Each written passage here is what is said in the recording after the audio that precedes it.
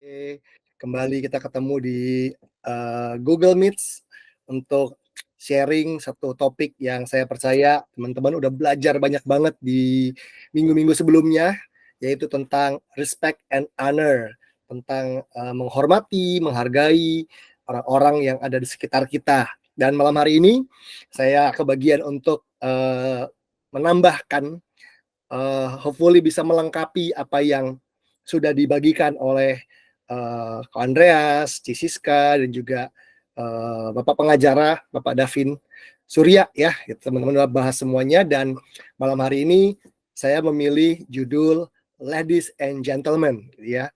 Waktu ketika Andre bilang kalau topik bulan ini tentang respect and honor, entah kenapa uh, kalimat ini yang muncul atau kata ini yang muncul, frase ini yang muncul, ladies and gentlemen. Ladies and gentlemen ini adalah sebutan yang mungkin kita familiar di acara-acara mewah gitu ya, acara-acara yang berkelas teman-teman ya. Harus berkelas, kalau nggak berkelas beda kan. Kalau acaranya berkelas, ladies and gentlemen begitu ya. Kalau acaranya nggak berkelas, oi penonton gitu ya. Ya agak beda kan begitu. Kalau berkelas kan, ladies and gentlemen gitu ya. Itu adalah ladies and gentlemen ini bukan sekedar wanita dan pria aja, tetapi adalah wanita-wanita yang terhormat, pria-pria yang terhormat gitu. Nah itu sebabnya saya nyadar tuh ketika kita lihat toilet gitu ya, kebanyakan toilet kan ada yang tulisnya men and women gitu ya, tapi sering juga pakai istilah itu ya kan, ladies and gents gitu. Ternyata sebetulnya waktu kita pakai toilet, kita diharapkan jadi pria dan wanita yang terhormat dalam menggunakan toilet, teman-teman, ya nggak sih? Ya, tisunya jangan berceceran, kalau pipis juga jangan berceceran gitu ya, dilap lagi, dibersihin gitu. Jangan buang pembalut sembarangan. Jadi di tempat yang tersembunyi yang namanya toilet gitu ya, berlakulah sebagai pria dan wanita yang terhormat. Nah, teman-teman, sebetulnya judul ini ya, topik ini, ladies and gentlemen, ini bukan baru minggu lalu saya memikirkannya. Bukan baru 3 minggu lalu atau sebulan lalu. Sebetulnya topik ini, pesan ini sudah muncul di hati saya itu 19 tahun yang lalu, teman-teman. Ladies and Gentlemen ini muncul tuh 19 tahun yang lalu. Jadi ceritanya saya waktu itu baru umur 23 tahun, awal-awal mengembalakan anak-anak muda di Kelapa Gading, nama komunitasnya DYC. Nah, saat itu Tuhan berbicara melalui sebuah buku motivasi yang ditulis oleh seorang motivator terkenal namanya Anthony Robbins. Buku itu bukan buku rohani, tetapi entah kenapa saya lupa kalimat persisnya, tapi intinya di situ dia bicara tentang bagaimana kita tuh perlu menjadi pria dan wanita terhormat. Nah, hari itu orang-orang yang saya gembalakan gitu ya di gereja komunitas anak-anak muda itu gereja anak muda gitu ya, kok banyak kelakuannya yang tidak terhormat, teman-teman. Ada anak-anak orang kaya gitu ya, yang datang ke gereja naik BMW, masih SMA udah naik BMW gitu ya, terus pakai celana pendek, anak cowok-cowok gitu ya. Celana pendeknya bukan cuman pendek biasa, itu di atas lutut, teman-teman. Jadi cowok-cowok pakai celana pendek di atas lutut tuh kayak orang mau tidur, ya nggak sih? Kalau celana pendeknya selutut kan ya kayak anak lagi menongkrong gitu. Tapi kalau anak celana pendeknya di atas lutut tuh kayak anak-anak mau tidur gitu, bajunya tuh bener-bener asal-asalan gitu. Terus suka ngomong jorok, bercanda-bercandanya kelewatan gitu. Bukan cuman jemaatnya nih, sampai leader-leadernya waktu itu juga ada yang rokok. Pokoknya jokes-jokesnya juga jorok di tengah-tengah khotbah dan di tengah-tengah fellowship gitu. Jadi saya frustasi gitu. Ada di komunitas yang saya harus mengembalakan bersama kakak kelas saya hari itu. Waduh, membenahi anak-anak yang kelakuannya luar biasa gitu. Padahal Tuhan mau supaya kita sama-sama bertumbuh menjadi pria dan wanita yang terhormat. Saya nggak bilang bahwa saya paling terhormat di antara mereka juga gitu, tapi yuk sama-sama bertumbuh yuk gitu. Kita memperbaiki diri yuk. Gitu. Ternyata nggak gampang, teman-teman. Selama saya waktu itu terlibat 2,5 tahun di gereja itu, komunitas itu, ternyata terciptalah dua kubu lah begitu. Jadi ada teman-teman yang kira-kira mau dimuridkan, mau berubah, mau memperbaiki diri. Tapi juga ada yang ya mereka cuma bilang, ya ya ini ya sih, ngerokok tuh nggak baik sih, cuman ya gimana, gue juga masih suka gitu. Jadi kayak banyak excuse, teman-teman. Jadi akhirnya ada teman-teman yang mau berubah, ada orang-orang yang tidak mau berubah. Nah, seiring saya sudah nggak gembalain di situ lagi, teman-teman yang mau berubah ngikut saya gitu, ikut kasih tiket sampai sekarang. Nah, teman-teman yang nggak mau berubah gitu ya, kita masih berhubungan baik waktu itu, tapi sayangnya komunitasnya tutup. Dan bukan cuma itu, ketika mereka udah makin besar, dewasa, punya kerjaan, karir, menikah, banyak yang hidupnya berantakan, bercerai, masalah finansial. Ternyata menjadi pria dan wanita terhormat itu bukan masalah sepele gitu ya. Bukan cuman soal bersikap baik dan keren di depan orang, tetapi itu relate banget dengan kehidupan yang bakal kita tuai di masa depan kalau kita memilih untuk membangun kehidupan yang terhormat dari sekarang, teman-teman. Nah, makanya hari ini kita mau belajar supaya teman-teman di KSY belajar menjadi pria-pria terhormat dan wanita-wanita terhormat. Kalian terhormat waktu pacaran, kalian menjadi pria dan wanita terhormat waktu di kantor kalian, waktu di rumah ketika berinteraksi sama koko, sama cici, sama orang tua kalian yang mungkin nggak selalu menyenangkan, ketika kalian di jalan lagi nyetir, lagi panas-panasnya Jakarta, ketika kalian ada tempat umum, di mall, di restoran, di time zone gitu ya, di bioskop gitu ya. Jadi di situ kita perlu belajar menjadi pria dan wanita terhormat karena kita membawa reputasinya Tuhan dalam hidup kita. Nah, coba kita lihat slide berikutnya, teman-teman. Slide berikutnya ini ada satu bagian dari firman Tuhan dari Kisah Rasul 5 ayat 12 sampai 13. Kisah Rasul itu kan adalah sebuah kitab yang dari awalnya dari pasal 1 pasal 2 kita melihat ada pencurahan Roh Kudus, terjadi lawatan di antara murid-murid Yesus, dan nggak jauh dari situ 5 pasal dari awal gitu ya, ada sebuah kalimat kira-kira begini. Dan oleh rasul-rasul diadakan banyak tanda dan mujizat di antara mereka, di antara orang banyak. Jadi ada banyak tanda dan mujizat di antara orang banyak. Semua orang percaya selalu berkumpul di Serambi Salomo dalam persekutuan yang erat. Orang-orang lain tidak ada yang berani menggabungkan diri kepada mereka. Jadi sungkan gitu ya. Sungkan, nggak enak, mungkin juga takut dianiaya gitu ya. Jadi mereka melihat tanda dan mujizat yang luar biasa di antara orang-orang percaya yang dikerjakan oleh para rasul.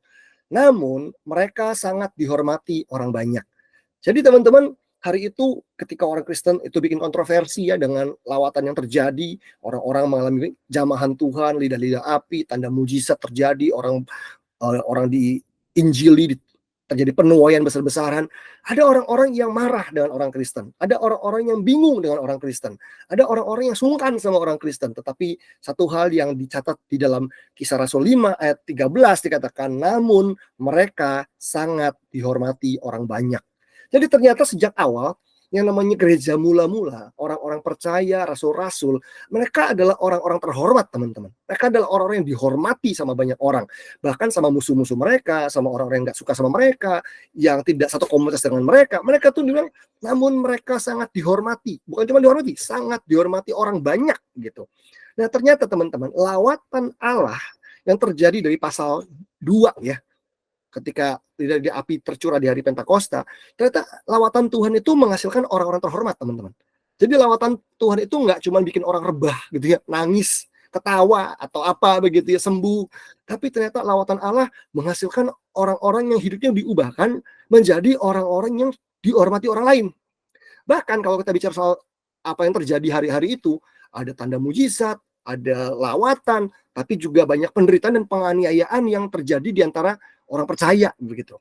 Di situ pun kita bisa melihat di antara mereka mengalami penderitaan, mengalami penganiayaan dalam hidup mereka, mereka malah melahirkan kehidupan yang terhormat, teman-teman. Jadi lawatan Allah menghasilkan orang-orang terhormat, tapi penderitaan dan penganiayaan juga melahirkan orang-orang yang terhormat di awal gereja mula-mula. Nah, ini yang keren, teman-teman. Jadi udah pasti dong di generasi kita yang sekarang ini, kalau kita percayakan lawatan Tuhan, Roh Tuhan masih terus bekerja di tengah-tengah kita, maka di dalam hidup kita, di dalam komunitas kita, KSY terutama teman-teman ya, harus ketika orang-orang dijamah Roh Kudus harus menghasilkan orang-orang yang terhormat kehidupannya, sikap hidupnya. Nah, makanya ini jadi basicnya kita, teman-teman, karena kita clear banget mengatakan bahwa namun mereka sangat dihormati orang banyak. Nah, kita coba lihat slide yang berikutnya, teman-teman. Kita lihat bagian berikutnya. Nah, teman-teman, kalau kita simpulkan, Allah itu mau supaya kita menjadi pria dan wanita yang terhormat. Bukan jadi orang yang gila hormat. Nah, beda ya, gitu ya. Menjadi pria dan wanita yang terhormat sama pria yang wanita gila hormat itu beda, teman-teman. Jadi kita harus jadi terhormat, bukan jadi orang yang gila hormat. Jadi terhormat itu artinya begini, saya membangun sebuah kehidupan yang terhormat. Mau orang lain hormati saya atau tidak, tapi saya bangun itu. Karena teman-teman, kalau kita membangun kehidupan yang terhormat, ada orang-orang yang akan mulai menghormati kita, tapi mungkin juga ada orang yang nggak peduli. Dia tetap nggak hormatin kita. Tapi hanya karena orang nggak hormatin kita, ya nggak apa-apa, tetap hiduplah dengan cara terhormat. dalam cara kita hidup, cara kita pacaran, cara kita bekerja di kantor, cara kita melayani Tuhan, tetap terhormat. Tapi bukan berarti kita jadi orang yang gila hormat. Wah, saya mau jadi pria dan wanita yang terhormat. Kalau itu saya akan mengejar hormat segila-gilanya. Saya akan paksa orang supaya menghormati saya. Bukan. Teman-teman, yang namanya gila hormat itu adalah orang yang harus memaksa, mengancam untuk orang lain hormatin dia. Kalau dia orang lain gak hormatin dia, dia mulai ngambek, nggak mau pelayanan lagi, misu-misu gitu ya, katanya, pokoknya marah-marah. Kenapa? Karena saya merasa tidak dihormati gitu ya. Teman-teman, oke, kita lihat ayat berikutnya dulu, kita lihat slide berikutnya dulu. Sebelum saya punya satu cerita, teman-teman. Nah, Galatia 5 ayat 25 sampai 26. Ini kalau teman-teman ingat, Galatia 5 ini juga membahas tentang buah roh, teman-temannya. Ini lanjutannya, dibilang gini, jikalau kita hidup oleh Roh Kudus nih, baiklah hidup kita juga dipimpin oleh Roh. Dan janganlah kita gila hormat. Janganlah kita saling menantang dan saling mendengki. Teman-teman, di sini clear banget kalau orang itu hidupnya dipimpin Roh, digarisbawahi sama Paulus, janganlah kita gila hormat.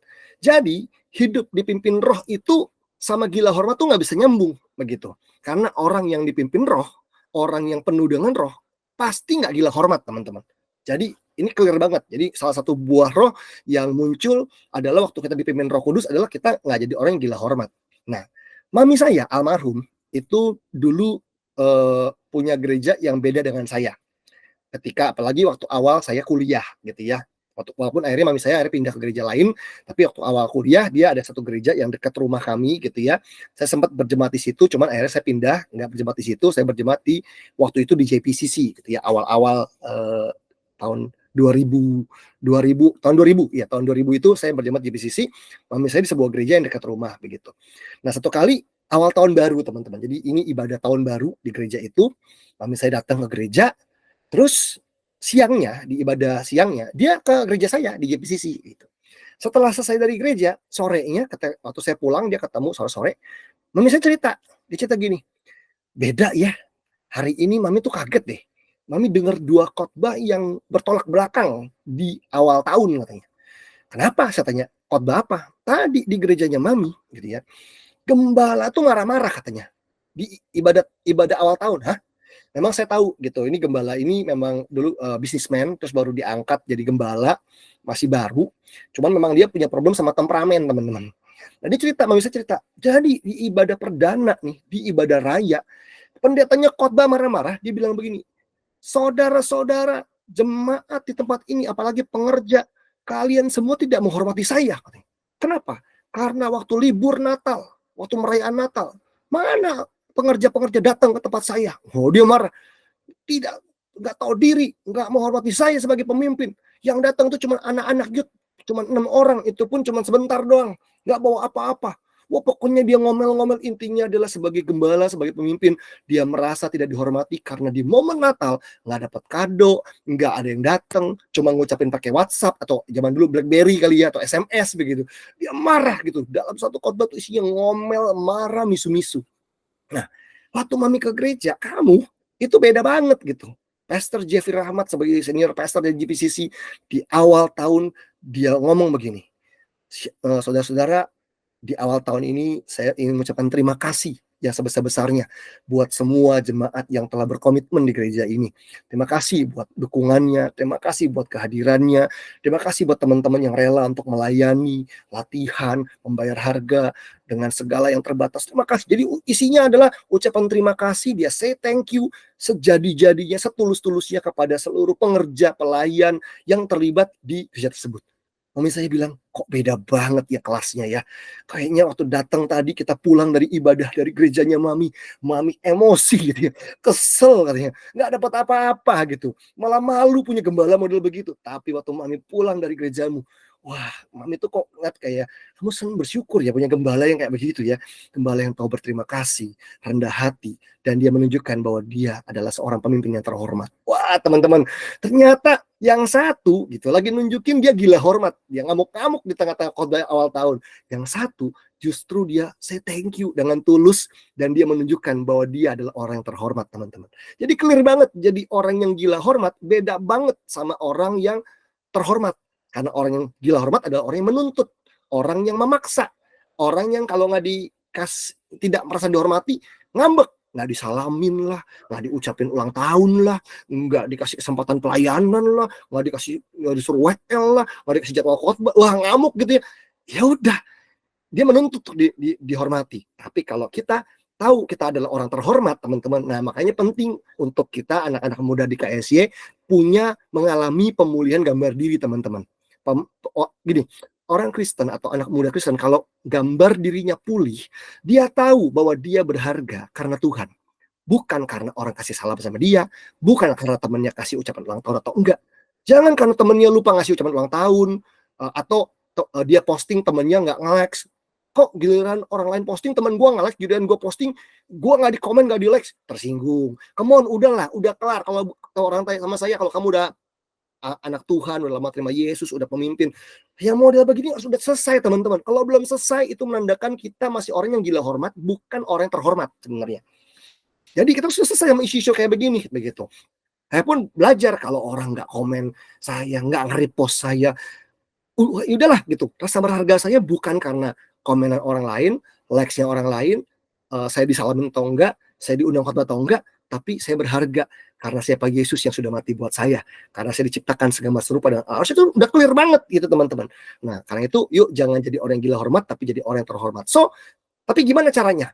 Kita membangun diri kita menjadi orang-orang yang terhormat. Nah, kita akan membahas, teman-teman, 7 poin. Harusnya 11 sih, teman-teman. 11, terus dikompel-kompel karena kita nggak mau kemalaman gitu ya. Moga-moga 7 ini cukup cepat untuk dibahas, dan 7 itu adalah hal berikut ini, teman-teman. Ini yang pertama, bagaimana kita bisa belajar jadi orang terhormat? Yang pertama, kita menjadi anak muda, pria, wanita terhormat dengan cara menghormati orang lain.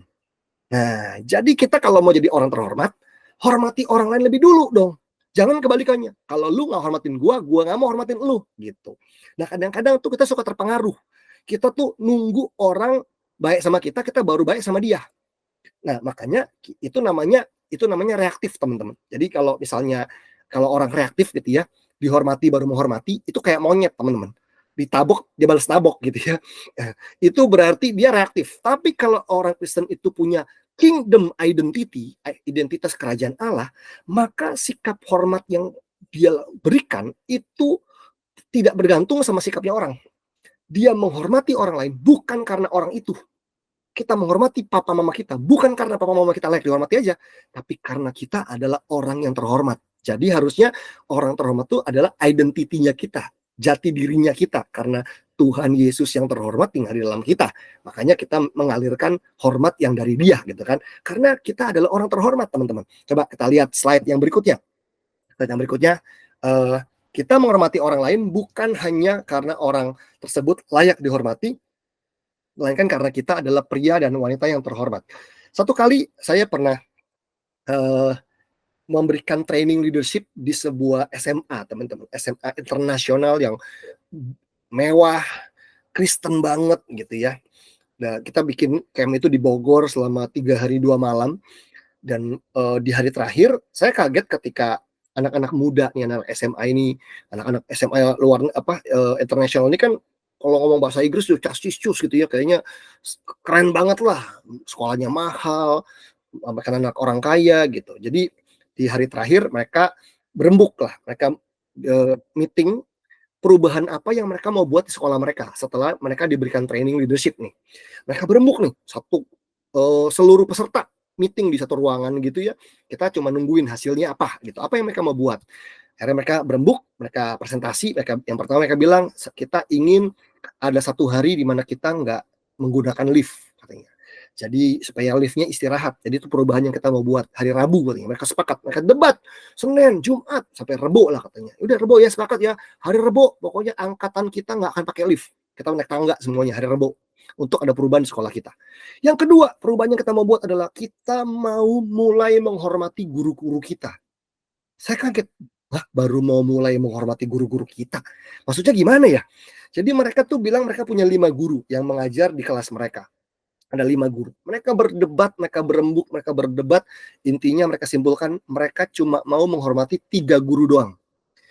3 guru.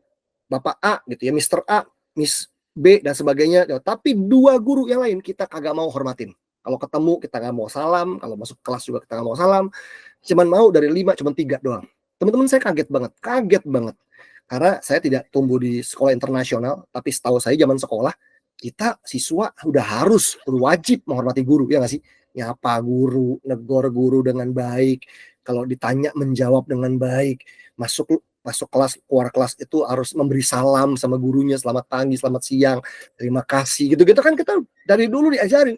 Ini ada sekolah internasional yang Kristen, nggak pernah hormatin gurunya, setelah training baru mau menghormati, itu pun dari 5 cuman mau 3 yang dihormatin, 2 enggak. Di situ Roh Kudus ngomong di hati saya dan saya akhirnya ngomong ke mereka. Saya bilang bahwa teman-teman, apa yang kalian decide, ya saya ngerti kalian berembuk untuk ini, tapi ini salah, saya bilang begitu. Saya sama teman saya lah, kita berdua untuk bilang bahwa ini salah, ini nggak benar. Gitu. Kenapa? Karena kamu menghormati guru tuh pilih-pilih. Padahal walaupun kamu nggak suka sama 2 guru lainnya, 2 guru tersebut tetap jadi guru buat kalian. Ngajarin gitu ya, masuk kelas, kasih nilai, periksain tugas, dan sebagainya lah gitu. Jadi, saya minta kalian ubah, kalian harus hormati 5-5-nya, saya bilang gitu. Saya nggak peduli mau kalian nggak suka sama yang 2, yang 3 lebih favorit gitu ya. Kenapa? Karena kamu menghormati gurumu, bukan hanya karena siapa gurumu. Dia menyenangkan, dia baik gitu ya. Tapi kamu harus menghormati orang lain karena siapa kamu. Karena kamu pria dan wanita yang terhormat. Saya ingat kalimat ini ya teman-teman. Nggak tahu muncul aja begitu aja waktu itu, waktu saya mendengar case itu, dan akhirnya saya pegang. Iya ya, kita harus menghormati orang lain. Belum tentu karena orang itu layak dihormati. Kadang-kadang kita ketemu sama orang-orang yang menyenangkan di pelayanan misalnya, di kantor misalnya. Kita bilang, orang ini nggak layak dihormati. Sikapnya, kelakuannya, ngerugiin saya, dan sebagainya. Teman-teman, yuk belajar hari ini bahwa kita ingin naik level. Tingkat hormatnya kita tidak reaktif, tidak ngikutin daging dan tidak ikutin mood, tapi mengikuti prinsip kerajaan sorga dan mengalir dari buah roh dan hasil permukaan dari Roh Kudus. Bahwa kita menghormati orang lain bukan hanya karena siapa dia, tapi karena siapa kita. Karena kita adalah pria dan wanita yang terhormat. Yang berikutnya, poin yang kedua, kita menjadi terhormat dengan bersikap tahu diri dan rendah hati, teman-teman. Jadi kalau mau jadi orang yang terhormat, belajarnya jadi orang yang tahu diri.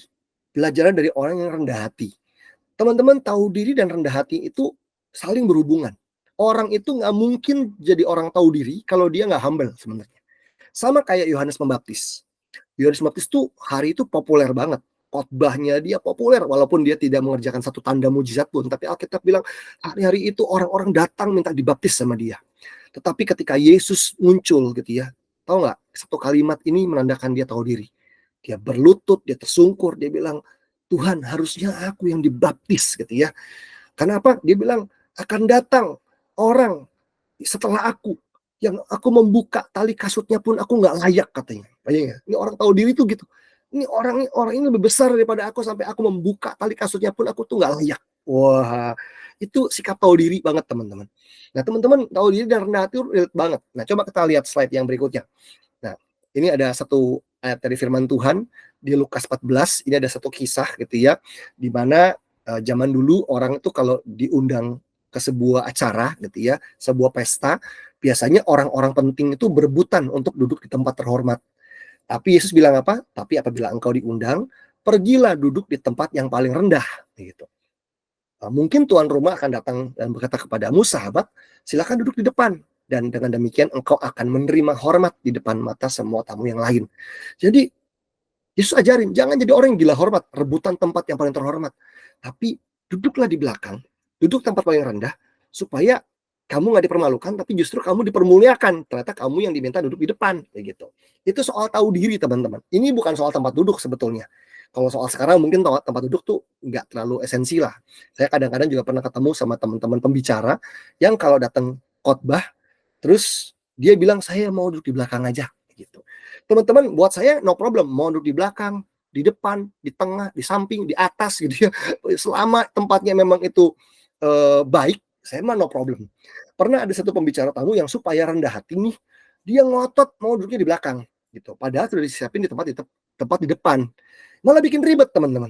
Kalau saya simpel, saya akan tanya, tempat duduk saya enaknya di mana ya? Kalau tempatnya udah disiapin di depan, ya saya di depan. Cuman kalau tempatnya udah penuh, saya di belakang nggak apa-apa. Bahkan saya pernah khotbah di Cilegon teman-teman ya. Waktu itu Cilegon gereja banyak ditutup, sehingga ada gereja yang harus undercover, pakai ruko yang sempit gitu ya, tersembunyi. Waktu saya mulai khotbah, karena gerejanya belum lama ditutup, yang datang banyak banget gitu. Di tengah-tengah penganiayaan justru ibadah tuh rame. Sampai itu nambah-nambah kursi, sampai kursi itu mepet sama stage, sama panggung gitu teman-teman. Nah saya lihat jemaat nambah terus, saya ngomong sama gembalanya, Pak, saya di belakang aja ya Pak, ini kok jemaat tambah banyak gitu.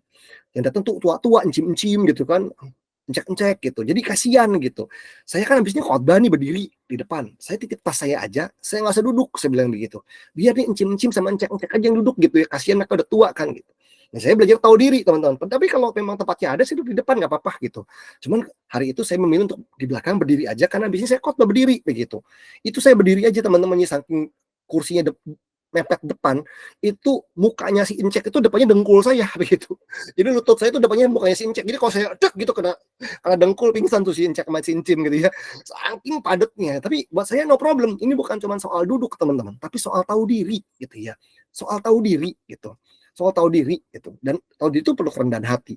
Nah, kemarin bulan April saya punya kesempatan untuk pergi ke Australia. Pelayanan di Sydney, Australia. Khotbah di retret, khotbah di ibadah gitu. Terus saya mampir ke Melbourne. Melbourne kan ada anak rohani saya, ada mentor saya di situ.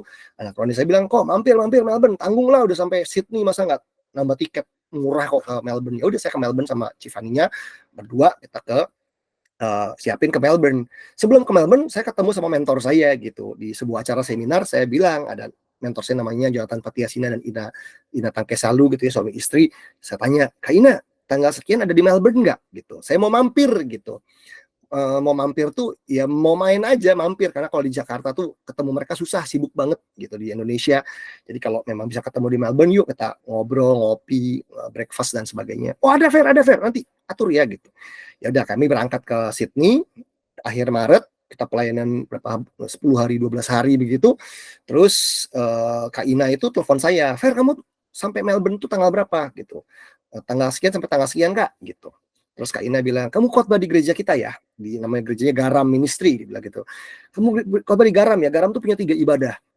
Hari Sabtu tuh ada Sabtu pagi di Dandenong, Sabtu sore itu di Melbourne City, dan hari Minggu di Point Cook. Saya bilang hari Minggu saya nggak bisa karena udah pulang ke Singapura gitu, udah balik. Ya udah Sabtu aja ya gitu, Sabtu sore ya gitu. Nah saya tuh tahu entah kenapa saya ngomong begini sama mentor saya Kak Ina, saya bilang Kak Ina ada di Melbourne nggak tanggal itu? Ada Fer, saya dan Bang Jo ada di Melbourne. Kak boleh nggak kalau saya nggak usah khotbah, saya bilang gitu. Saya nggak usah khotbah karena Kak Ina, Kak Jo ini kan sering ada di Indonesia, keliling-keliling sibuk begitu. Saya datang ke sana bukan mau khotbah ke Melbourne, kan khotbah saya udah di Sydney udah banyak. Jadi saya di Melbourne datang ngobrol aja yuk, ketemuan begitu. Jadi kalau di Melbourne Kak Ina sama Kak Jo aja yang khotbah. Ini kan mentor-mentor saya yang saya sangat hormati mereka. Jadi saya bilang kalian aja yang khotbah, saya duduk aja gitu. Saya dengerin kalian khotbah justru begitu, mumpung ada waktu gitu. Dia nggak mau, dia bilang nggak bisa Fer, kamu harus khotbah pokoknya. Jangan Kak, nggak apa-apa Kak Jo, Kak Ina aja kan. Sebelum-sebelumnya juga banyak pembicara tamu datang ke Melbourne karena lagi musim liburan gitu. Enggak, pokoknya nggak bisa karena kamu tuh jarang ke Melbourne, alasannya begitu. Ya udah akhirnya saya bilang ya deh nanti aja deh, kita masih di Sydney ini. Beberapa hari kemudian kita sampai Melbourne, ketemu sama dia, ngobrol lagi.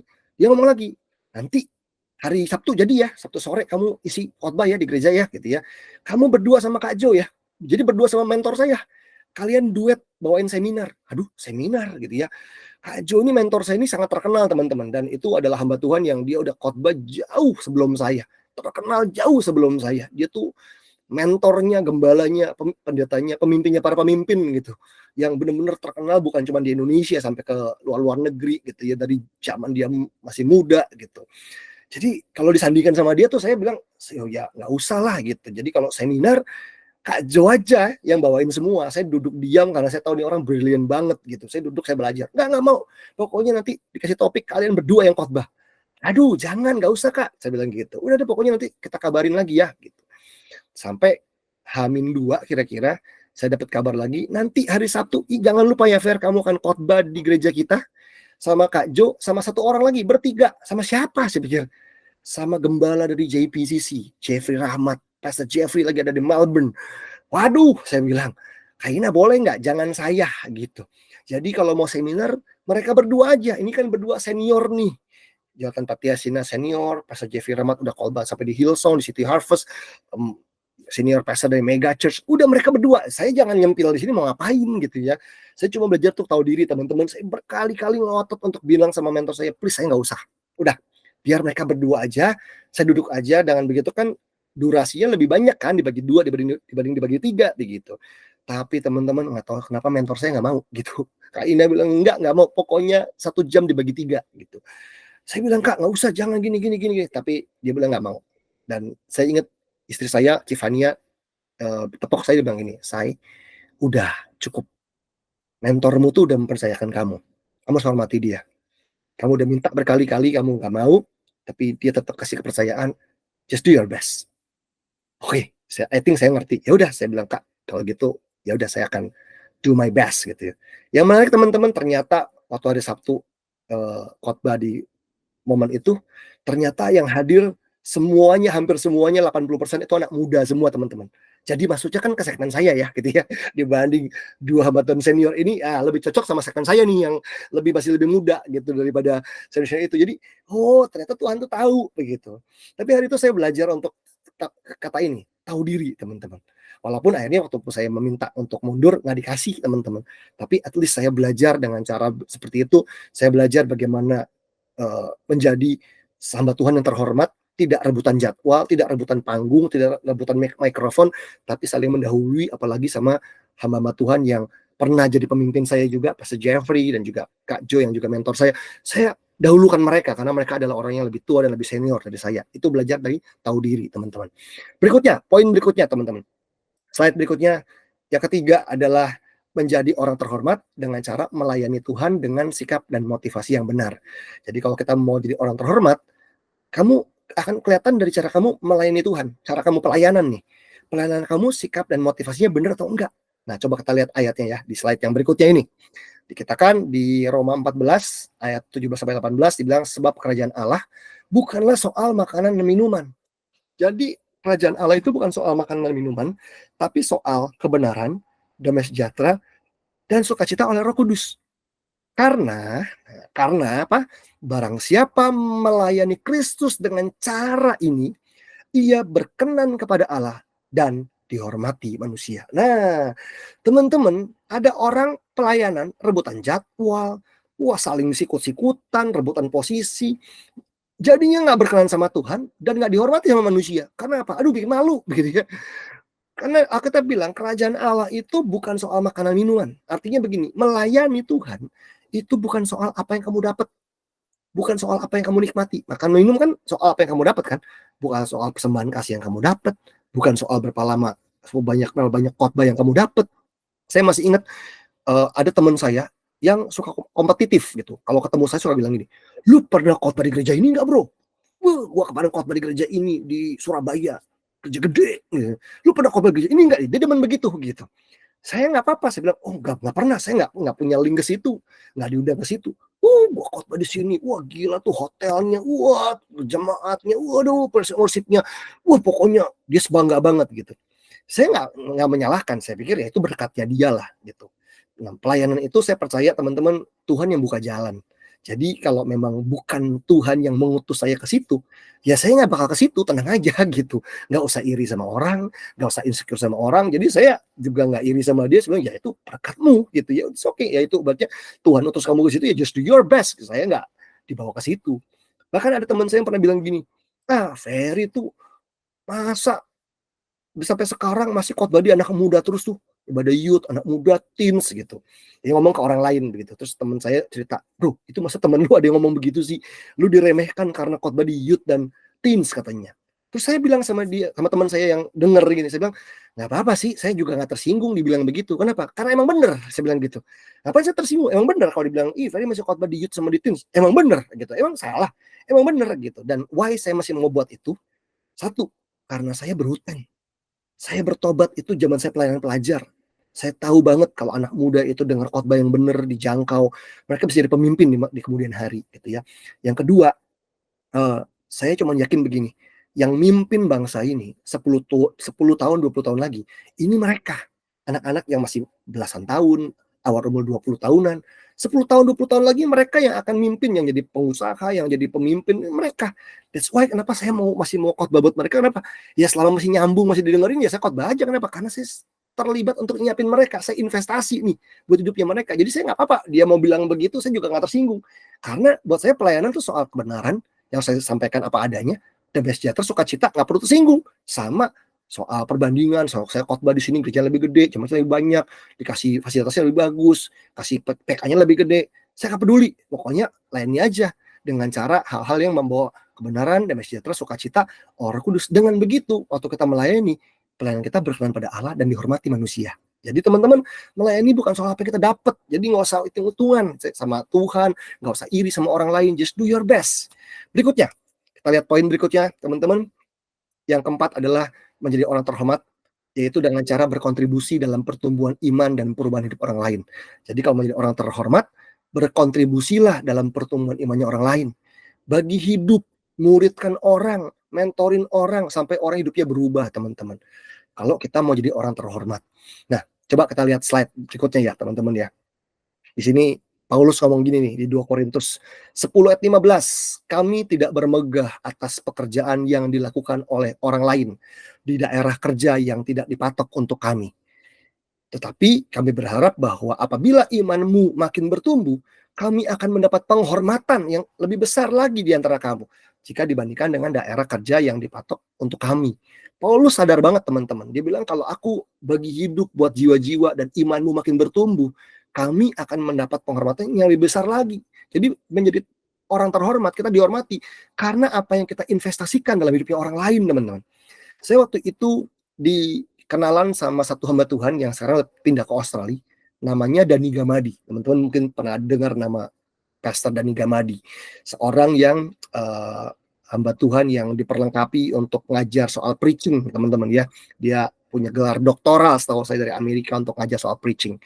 Nah, waktu awal pandemi, dia kontak saya, dia ngenalin diri dan minta saya untuk isi podcast dia tentang apa judulnya saya lupa gitu ya, tentang preaching lah gitu. Di situ ada Gilbert Moindong lah, ada Reguel Lewi, ada banyak hamba Tuhan. Nah, saya bingung kenapa saya ada di situ ya, nyelip di situ tuh gimana ceritanya ya.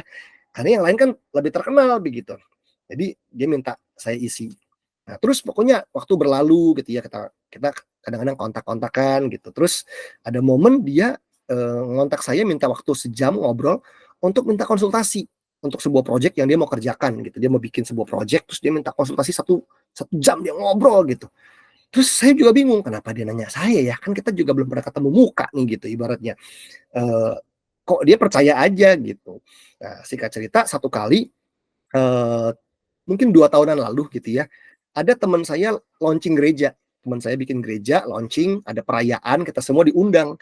Saya datang, saya nggak nyangka ternyata Dani Gamadi datang di situ gitu. Ketemu nggak sengaja, kita ketemu. Udah lama ketemu, kontak, ngobrol, nggak pernah ketemu muka, ya ketemu ngobrol lah gitu. Saya ngobrol-ngobrol sama dia sambil makan gitu ya. Terus saya tiba-tiba mikir gini, saya nanya aja sama dia, bro, lu kok dulu bisa tahu gue dari mana ya? Gue kok juga bingung kita kenalannya gimana sih waktu itu ya? Lu kontak gue minta isi podcast gitu ya kan? Iya iya betul dia bilang. Itu lu tahu gue dari mana ya? Gue juga kok baru baru gitu, kok nggak tahu sejarah pertemanan kita tuh dari mana waktu itu. Oh iya gitu, dulu aku tuh sering ketemu sama teman-teman pelayanan gitu ya, ketemu ngobrol, kenal sama orang ini, pelayanan ini gitu ya. Terus mereka tuh sering mention nama lu gitu. Katanya, "Ya gue di mentor Kak Ferry," gitu. "Ferry siapa?" "Ferry Felani," gitu. 1, 2, 3, "Kok semua orang nyebut nama ini?" Gitu. Akhirnya dia minta kontaknya. "Ini orang siapa sih?" Katanya begitu. "Gara-gara itu doang," gitu. Akhirnya gue kontak lu dan minta isi podcast gitu. Walah gitu, temen-temen saya nggak tahu loh. Saya nggak pernah nyadar, saya nggak pernah mikirin seperti itu. Saya juga nggak tahu itu yang dikontak dia siapa aja gitu. Tiba-tiba ya saya dengar namamu dari orang-orang gitu. Namamu ke-mention terus tuh gitu. Saya nggak pernah kepikiran gitu bahwa nama saya dikenal orang, ya saya cuman sejauh saya bagi hidup, mungkin ada orang yang saya mentor beneran, ada mungkin yang ngeklaim gitu ya, "Ko Ferry mentor gua," gitu. Saya juga nggak ngerti lah pokoknya. Pokoknya ya waktu kita berkontribusi dalam pertumbuhan orang lain, ternyata ya kita jadi orang terhormat teman-teman. Nah, masalahnya yang namanya nolong orang kan jangka panjang ya nggak sih? Mementor orang, membimbing orang tuh perjalanan panjang. Saya pegang 2 hal ini, saya sering ingetin istri saya nih kalau soal kita caring jiwa-jiwa, mentoring jiwa-jiwa. Kalau kita nolong orang ngalamin masalah ya, di pengembalaan, di mentoring, ingat tidak semua masalah orang lain harus selesai sekarang juga, harus selesai sekarang ini juga. Kadang-kadang ada proses yang panjang teman-teman, dan kita tuh perlu sabar gitu ya. Dan kalau kita ketemu orang-orang yang nggak berubah-berubah, ingat tidak semua orang harus berubah saat ini juga. Kadang-kadang kita suka nggak sabar, kepengen orang tuh berubah sekarang, jadi kita bejek, kita gitu ya, kalau nggak mau tinggalin, buang gitu ya. Enggak, ya saya membangun hubungan kadang-kadang dengan teman-teman yang dulu pernah saya mentor yang udah panjang-panjang lama-lama tuh, hubungannya lama gitu. Saya bahkan pernah mentor seorang itu udah sampai 20 tahun begitu, hubungan mentoring itu berjalan dan punya hubungan baik sampai hari ini, walaupun dengan semua polemik juga yang di dalamnya gitu teman-teman. Tapi kalau mau jadi orang terhormat harus mau kontribusi teman-teman, harus mau bagi hidup, harus mau investasi di hidupnya orang lain. Berikutnya, berikutnya eh menjadi orang terhormat itu dengan cara mengindahkan teguran teman-teman. Dengan cara mengindahkan teguran. Jadi orang itu kalau salah, dia bikin hal-hal nggak terhormat, terus dia nggak mau berubah, ya dia akan terus hidup kayak begitu. Makanya perlu teguran supaya dikoreksi, apa yang salah diperbaiki, dan dia mulai hidup dengan cara yang terhormat teman-teman. Coba kita lihat ayatnya teman-teman. Nah di sini dibilang bahwa kemiskinan dan cemooh menimpa orang yang mengabaikan didikan. Tetapi siapa mengindahkan teguran, ia dihormati. Jadi kalau kita mau dihormati gitu ya, harus mau mengindahkan teguran supaya kita dihormati. Kalau kita nggak mau respon teguran, kita jadi nggak dihormatin teman-teman. Saya punya ada seorang cerita sama saya tentang mentornya. Dia ada satu anak muda ini punya mentor dia tuh teman saya gitu. Ya saya kenal baik dengan dia, orangnya smart, pinter, khotbahnya bagus gitu. Uh, jadi saya kenal lah. Satu kali anak ini cerita sama saya, kok lu tahu nggak? Mentor gue itu khotbah satu kali bagus banget di gereja kita gitu. Waktu dia bilang gitu. Oh ya, gitu ya. Iya, waktu dia khotbah di gereja tuh bagus banget, gue sangat terberkati gitu. Tapi kok ada satu problem. Apa? Problemnya adalah dia nyontek khotbahnya orang lain, plek dari ujung sampai ujung. Kalau tahu, kebetulan gue denger khotbahnya itu sebelumnya gitu. Berapa minggu sebelumnya gue denger karena lagi dijak temen gue ke gereja itu gitu. Jadi ini khotbahnya satu pastor terkenal itu dia bawain itu dari openingnya, pembukaannya, ayat pembukaannya, poinnya, penjelasannya itu sama plek gitu. Terus terus gue ngomong dong, dia bilang gitu, kak khotbahnya bagus loh gitu. Oh iya iya, tuh thank you ya. Tapi kok sama khotbahnya pendeta ini? Kaget katanya, mukanya merah. Tapi yang menyedihkan teman-teman, dia nggak ngaku. Enggak kok, enggak, gue nggak, ini nggak ngambil dari situ. Itu ini anak kecewa banget, sempat kecewa banget. Karena bilang gue tuh denger berapa minggu sebelumnya gue denger dan itu plek banget kok. Mending kalau cuma ngutip 1-2 statement kan itu kutipan gitu ya. Tapi kalau sama dari ujung ke ujung itu kan nyontek namanya. Itu kan plagiat namanya. Dan dia coba ngomong, dia mungkin nggak negur yang gimana, cuma bilang kok mirip sama pendeta ini, persis loh, aku denger loh beberapa minggu lalu, persis banget ujung sampai ujung, dan dia nggak ngaku teman-teman. Aduh teman-teman, kalau kita ketahuan model begitu tuh mending ngaku lah gitu. Iya, gue terberkati sama khotbahnya dan harusnya jangan begitu ya, sih gue bilang ya kalau ini khotbahnya orang lain dan sebagainya. Kalau kita Fania selalu ingetin saya, istri saya selalu ingetin saya, karena kalau kamu bikin tulisan, kamu khotbah, kamu ngutip kalimatnya orang lain, sebisa mungkin kamu ingat, kamu sebut siapa yang ngucapin itu. Kamu ngutip dari John Maxwell, kamu ngutip dari Miles Munro, kamu ngutip dari Jeffrey Rahmat, kamu ucapin, itu etikanya begitu. Saya ingat, Fania selalu ingetin saya supaya begitu. Jangan sampai kamu klaim itu kalimatnya orang, kamu tahu itu adalah khotbahnya orang lain, terus kamu akui itu khotbahnya kamu. Itu sangat tidak terhormat teman-teman, bikin malu gitu ya. Nyontek, plagiat, itu sangat tidak terhormat. Next, berikutnya teman-teman. Menjadi orang terhormat dengan cara memiliki penguasaan diri. Kalau orang ingin terhormat harus punya penguasaan diri. Kita lihat ayat berikutnya teman-teman. Terhormatlah seorang jika ia menjauhi perbantahan, tetapi setiap orang yang bodoh membiarkan amarahnya meledak. Jadi ternyata kalau orang itu menguasai diri, menjauhi perbantahan, dia tuh terhormat. Tapi kalau dia bodoh, dia nggak terhormat, dia akan membiarkan amarahnya meledak, pengendalian dirinya nggak ada. Nah di sini nggak cuma ngomongin amarah sebetulnya, ngomongin semua hal lah, soal tidak menguasai diri waktu makan, tidak menguasai diri waktu marah, tidak menguasai diri waktu bicara, dan segala hal teman-teman. Jadi perlu untuk kita menjadi anak muda yang punya penguasaan diri supaya kita terhormat. Satu kali saya ketemu satu anak cewek di Australia, udah lama sama Fania, bukannya kemarin, udah mungkin 5 tahunan lalu lah begitu, curhat sama kita. Terus dia cerita, "Kok kenal pastor ini nggak?" Disebut sama satu pendeta muda di Jakarta. "Oh kenal, kenal, kita kenal, itu teman kita lah, walaupun nggak dekat-dekat banget tapi kita kenal. Saya dekat loh sama pastor ini." "Oh iya, dia udah berkeluarga, punya istri, punya anak 2 dan sebagainya gitu. Terus kita tuh sering chat-chatan kok gitu. Bahkan pastor ini itu kadang-kadang minta video call gitu," kata cewek ini. "Hah, maksudnya gimana? Ada urusan apa gitu? Kamu kan dari tinggal pindah ke Sydney dan kamu bukan pembicara ini kan bukan gembala kamu juga di Jakarta." "Iya bukan, dia cuma pembicara tamu, terus ya kenal dekat gitu." "Jadi maksudnya gimana?" gitu. "Iya, dia pernah chat bilang begini, aku kangen sama kamu, boleh nggak video call? Aku mau lihat wajah kamu." Saya kaget teman-teman. Ini diucapkan sama satu hamba Tuhan, udah menikah, ngomong ke satu cewek single, dia kangen, mau video call, karena kangen mau lihat mukanya. Wah, itu red flag banget. Saya langsung bilang, jangan ya, tolong jaga jarak sama hamba Tuhan kayak begini gitu ya. Ini nih awal-awal kejatuhan nih model begini nih gitu ya. Perselingkuhan tuh selalu dimulai dari perselingkuhan emosional nih. Enggak banget yang model begini. Langsung tegur gitu anak cewek itu dan dia bilang, "Oh iya kok ya, nggak boleh ya?" "Nggak, jangan jangan, mungkin dari kamu tuh kamu kayaknya lugu-lugu aja gitu kayak nggak ngasih gimana, tapi ini nggak banget. Sikap-sikap kayak gini nih selalu jadi celah untuk hal-hal kayak begitu gitu. Nggak boleh, kamu harus punya lihat hamba Tuhan tuh harus sikapnya terhormat gitu ya dalam memperlakukan lawan jenis. Nggak boleh ghosting, nggak boleh genit, nggak boleh apalagi kamu udah hamba Tuhannya punya istri lagi dan sebagainya. Waduh, nggak banget gitu." Saya pernah satu kali ada anak cewek namanya, orang kadang-kadang DM saya, chat, kadang-kadang undang khotbah. Ya nomor saya tuh nomor saya tuh terbuka untuk semua orang. Satu kali ada satu anak cewek cerita macam-macam lah gitu ya. Saya juga lupa tahu dia dari mana. Pokoknya ya udah saya balas sebisanya. Dia nanya A, B, C, saya kasih nasihat. Satu kali anak ini cuma bilang gini, "Kok boleh video call nggak?" gitu. Ini udah lama banget nih. "Boleh video call nggak? Mau lihat wajahnya Kokoh," gitu. Saya langsung nggak balas tuh teman-teman. Saya langsung nggak balas.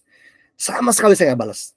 Dan dia pernah mengulangi itu berapa waktu kemudian gitu, pokoknya minta video call dengan alasan yang tidak jelas menurut saya, dan saya nggak kenal dia. Jadi saya cuma balas chat kan karena dia nanya isu rohani, saya jawab. Tapi menurut saya hal seperti ini tuh udah membuka celah lah begitu. Saya nggak mau. Jadi saya nggak balas at all. Mau dibilang gue galak, mau gue dibilang kagak gimana, nggak, saya langsung nggak balas gitu ya. Saya nggak mau kasih celah buat orang-orang yang dia harusnya dia ngerasa bahwa ini udah buat orang nggak nyaman gitu kan. Karena hal seperti ini nih nggak banget gitu. Kita nggak boleh buka celah untuk hal-hal yang tidak sepatutnya di antara lawan jenis gitu ya. Harus, apalagi kalau ada di dalam dunia pelayanan hamba Tuhan yang suka ade-adean gitu ya, ade-adean, kokoh-kokohan. Waduh, itu juga gawat tuh gitu ya. Ya, kan Alkitab bilang anggaplah saudaramu yang lebih muda jadi sebagai adik dengan penuh kemurnian gitu ya. Tapi banyak yang tidak penuh kemurnian masalahnya begitu ya. Penuh kemodusan. Ya udah jadi alatnya iblis gitu. Itu yang membuat nggak terhormat tuh yang begini-begini nih, teman-teman. Tapi kalau kita terhormat di belakang yang orang nggak lihat gitu ya, kita harus hidup tuh dengan benar dalam hal komunikasi, dalam hal hawa nafsu, dalam hal financial dan semuanya gitu, termasuk soal marah bahkan ya, kita bilang. Dan yang terakhir teman-teman, poin yang terakhir yang ketujuh adalah kita menjadi orang terhormat dengan cara memenuhi kebutuhan kita sendiri, kebutuhan pribadi kita. Nah, ayatnya ada di slide yang terakhir, teman-teman. Ini adalah surat yang dimana Paulus sering negur, marah pada orang-orang di Tesalonika, jemaat Tesalonika, karena mereka menantikan kedatangan Yesus, tapi banyak yang nggak mau kerja, teman-teman. Mereka jadi benalu, mereka jadi orang-orang yang minta disupport hidupnya gitu. Ditegur berkali-kali karena banyak orang yang nggak mau kerja. Dan di sini Paulus ngomong apa? Anggaplah sebagai suatu kehormatan untuk hidup tenang, untuk mengurus persoalan-persoalan sendiri dan bekerja dengan tangan. Ibaratnya ya anggaplah sebagai suatu kehormatan kalau kamu tuh bisa hidup tenang dan kamu urus sendiri penghidupanmu gitu. Nggak usah minta-minta, nggak usah jadi benalu gitu ya. Seperti yang telah kami pesankan kepadamu sehingga kamu hidup sebagai orang-orang yang sopan di mata orang luar dan tidak bergantung pada mereka. Ternyata teman-teman kalau kita nih udah mulai dewasa, teman-teman di sini udah mulai kerja, apalagi kalau udah menikah ya gitu ya. Yuk jangan jadi benalu. Yuk jangan jadi orang yang suka minta-minta, yang tangannya di bawah, yang berharap tiap kali makan dibayarin, tiap kali ini ditraktir, tiap kali ini pokoknya selalu maunya orang lain yang kasih buat kita begitu. Kata itu tidak terhormat, sampai Paulus bilang kamu harus bekerja supaya kamu bisa mengurus penghidupanmu sendiri karena itu nunjukin kamu terhormat. Kenapa ada orang-orang nggak dihormati? Ya kadang-kadang kita suka jadi benalu, kita pelit, kita nggak mau mensupport, kita nggak mau keluar duit gitu ibaratnya ya untuk sesuatu yang kita perlu keluar duit, kita berharap orang terus yang support kita gitu. Bahkan kadang-kadang teman-teman ini bukan rahasia lagi, kadang-kadang ada orang-orang yang mencari mentor, minta mentor, yang tadi mentor, minta bapak rohani gitu ya, tolong dibapain saya gitu. Karena mereka bergantung secara emosional, bergantung secara finansial gitu ya, supaya nanti kemana-mana bapak rohaninya yang bayarin tiket pesawat, bayarin kontrakan, cicilan mobil, gitu-gitu. Teman-teman, itu bukan rahasia lagi di dunia pelayanan. Makanya kemarin saya tahun lalu sama Fania, kita ketemu satu orang, kakak senior kita, yang kita minta dia jadi mentor kita minta, kita lamar dia, Kak boleh gak kakak jadi mentor kami? Begitu dia bilang, saya mau Fer, saya mau Fania sama Ferry saya akan mentor. Lalu saya langsung ngomong di depan, saya bilang, Kak, kami janji 2 hal di awal, kita ngomong nih 2 hal di awal. Yang pertama, kakak boleh tagih kita, kakak boleh protes sama kita kalau kami nggak melakukannya. Tapi yang pertama adalah kami minta di mentor, kami tidak akan minta satu kali pun bantuan finansial.